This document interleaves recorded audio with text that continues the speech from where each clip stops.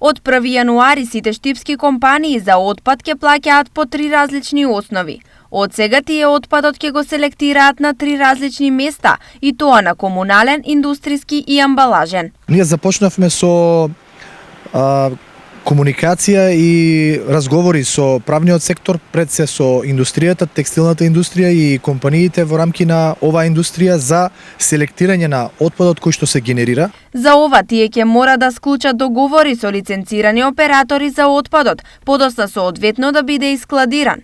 Јавното предпријатие ИСАР ќе има надлежност да го собира само комуналниот отпад. Јавното предпријатие ИСАР по закон е должно да го управува, да го собира и да го депонира комуналниот отпад, а индустријскиот отпад, односно амбалажниот и текстилниот отпад, оној отпад кој што се генерира во процесот на производство, компаниите ќе имаат и веќе имаат законска обврска да со економскиот оператор склучат договор кој што ќе биде задолжен за транспорт и одлагање на овој вид на отпад. На овој начин компаниите и Штип ќе решат голем проблем, поради фактот што само текстилните компании во државата годишно ослободуваат околу 700 тони отпад.